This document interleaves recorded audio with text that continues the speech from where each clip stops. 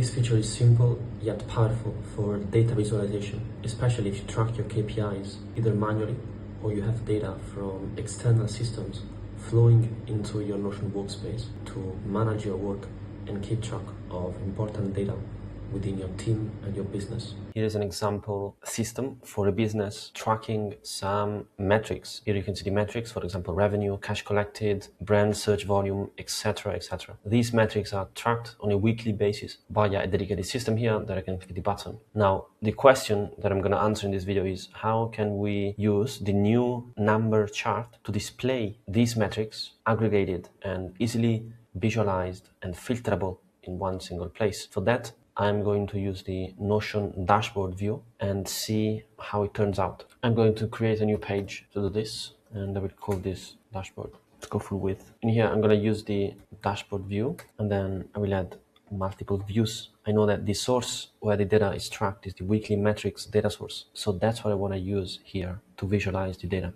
By default, let's assume we just want to see data for the current year, and maybe adding a global filter that allows a user to filter for different years and different periods and different metrics. So the first thing that I will do is here I will set up a chart, and this will be a number. The first metric that I want to see is the sum of the actual revenue.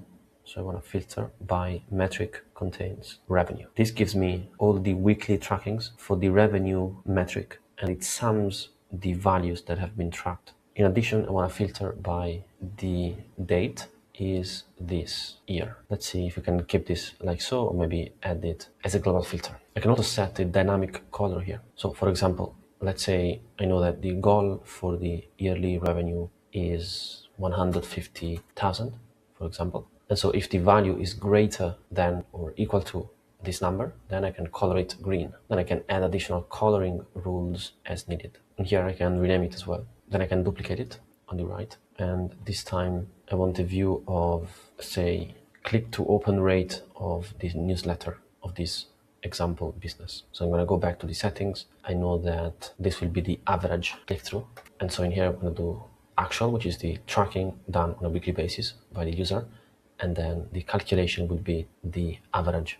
If value is greater than or equal to, say, if the objective is something like 5%, then I will color it green. And here we can rename it as well. And I can continue adding as many number cards as I like on multiple columns and multiple rows. After adding the metrics that I need, I can then add the filter here. And I want users to be able to filter by date. So by default, I will set this year so that all the cards in here will respect that setting. Here, I will change the format for decimal places. But then users are able to go here and change maybe last year, the month, the week, or select also specific time frames from this date picker. And if I go into view mode, then it's easy to just view the data in here. If I want to edit, I can go into editing mode. Thanks for watching this video.